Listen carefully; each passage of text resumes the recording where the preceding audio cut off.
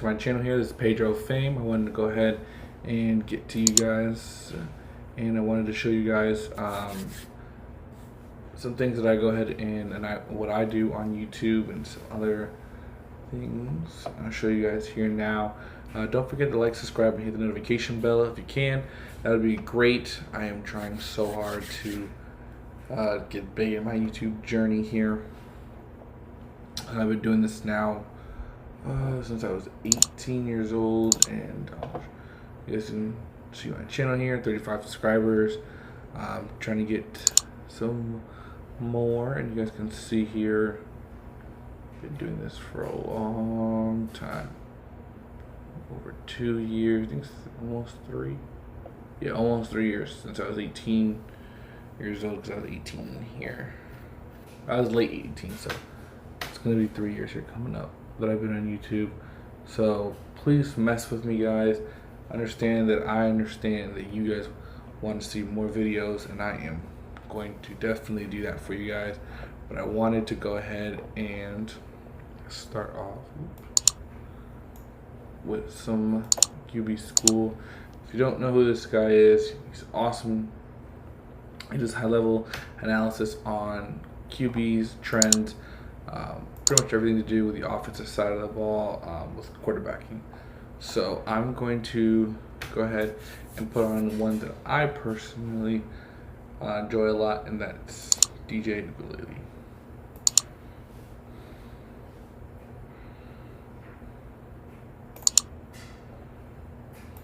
Now I'll go ahead and take it off just so I don't get copyrighted from him. And so you guys are gonna actually see, back up.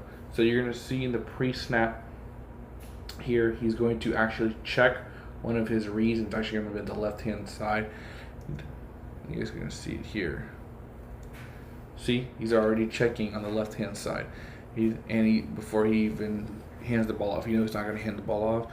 He knows it's gonna be a fake. So he checked his first read before the ball gets faked handoff, and he's actually manipulating the defender on the left-hand side, number 40, and you're gonna see why right here. He manipulated him. Boom. 40's goal was to contain. Actually, was supposed to. His actual number 40 on Notre Dame side is actually either supposed to contain number 9 or attack. Look what he does again, and you guys are gonna see it. Boom. He checked his read. Now number 40 is frozen because he doesn't know what to do. And 40 makes a bad read and tries to contain. Instead, he should have went after DJ Ukulele, and it actually would have made that throw a lot harder. And you're gonna see how. Boom. Our receiver got open. Made a beautiful play there. And you guys are gonna see. You guys are gonna see here in the formation, Travis Etienne in the backfield, and you're gonna see the tight end brought in a little back. Reason being is to have number 9 be covered at all times, because the play could be blown. If not, because they're bringing an extra man, they knew they were going to bring it. They were going to fake it the whole time. Now DJ Ukulele throws the ball a little late. That's the problem there, and a little bit behind him. Actually, not late. Actually, he threw him just behind him. If he actually hits him right on between the pads, that's a touchdown all the way. And I think he knew that, and he left some points on the board. And you're gonna see this here. Look at it again. Side angle. Boom. Just absolutely missed him there. You're just gonna see it. You're gonna see him describe it here. But these are just some things that I noticed as well, that I feel like if he just hits him right, he would have been perfect.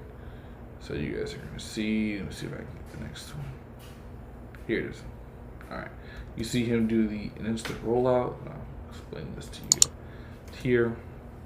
DJ Ukulele is supposed to be he's actually the design plays for him to roll out and for the 2 wide receivers to go up and under.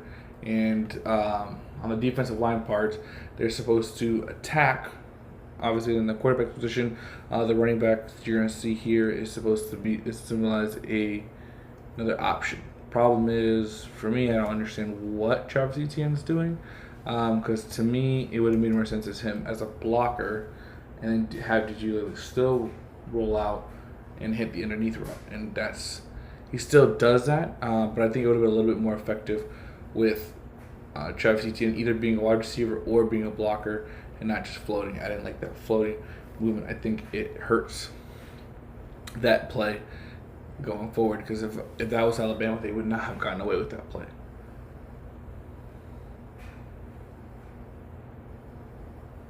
And it was a good design, though, because if you see it, you can see him drawing it up there for you. But it's supposed to be a post route and pretty much a check down route there. And you don't see anybody else on the regular side of the field because everybody else is in crunch, blocking. I told you have a 2 tight end set here. You have a wide receiver and 2 wide receivers in DJ Uiagalelei. That's going to make up majority of the team. If you can see here, you have 7 guys blocking, 2 wide receivers, Uiagalelei and Travis Etienne. That makes up 11. Now, I like the design of this play. I just don't like Travis Etienne's part in it because he's not live enough for a wide receiver throw. Because what if the safety or the cornerback, sticks onto that to that checkpoint route, and the top guy who's running the post gets stuck as well? Then DJ Uiagalelei has to throw away that ball. Instead, he could have had a check down to Travis Etienne and had that play have continued and still gotten some yards out of it. Instead, all he has is just a check down. So I would like to see more creativity with Travis Etienne, either put him as a blocker or use him as wide receiver in that situation. Instead, they left him as nothing.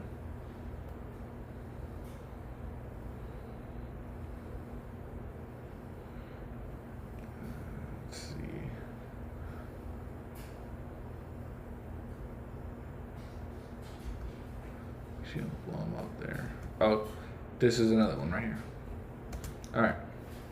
So you're gonna see it where it's the same thing. You have 7 people blocking with the tight end a little bit down. You saw this earlier, but on the right hand side instead of the left hand side. So now it's on the left hand side, and you're gonna see a similar play ran by the wide receivers here, and Travis Etienne getting the fake here. Or actually, I'm sorry, not Travis Etienne. The wide receiver coming around first.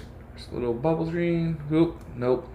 Then you have Travis Etienne being a wide receiver here, and you have another guy. And then you actually, since you have a 2 tight end set, you actually make one of the tight ends a wide receiver in this play. And I love the creativity on this play. I think it was absolutely super smart, and it leads to a touchdown with a rollout by DJ Uiagalelei.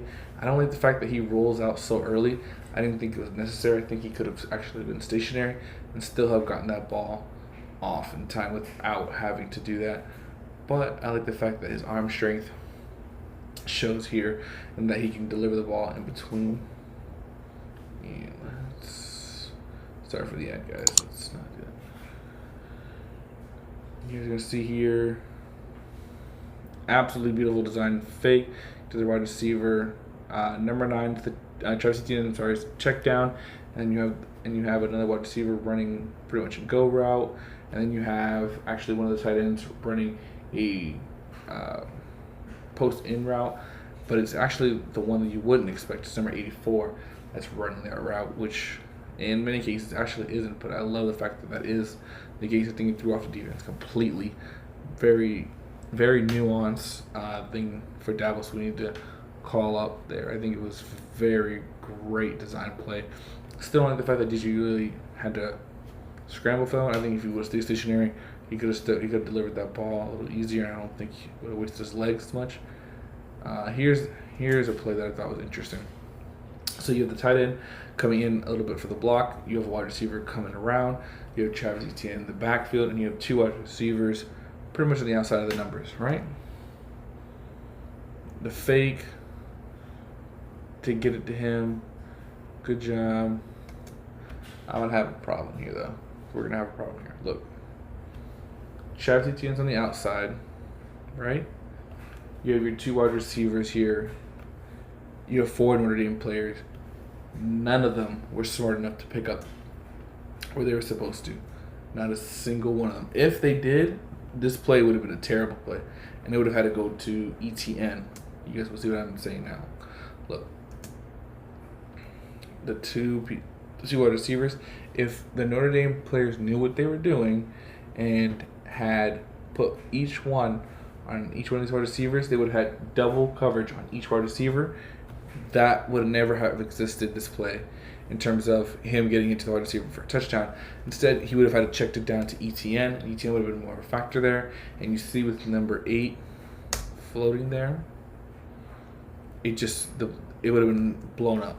I think this play would have been blown up, and it wouldn't have gone any much farther either. And I think they would not have repeated this play. But I love the fact that he's able to do that. The only thing I didn't like here is that he leaves his feet in. He did it way too aggressively to try with ETN. You can see here, he overdoes it with that long one, and it takes time for him to then bring it up to throw it. I think if it was sort of shortened up, he would have had it already ready. But it was a great laser, a great score there.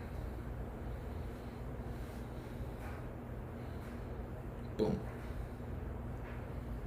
Good job.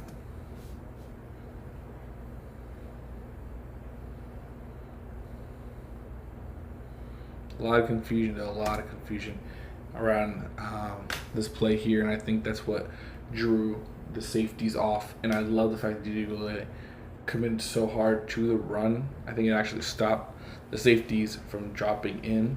So, and it made the safeties drop in instead of looking to the outside for a pass. So I think it was a great design play there. So that's it from me and DJ Ukulele. I hope you guys like the video. Don't forget to like and subscribe, and I will see you guys in the next one. Have a great rest of your day.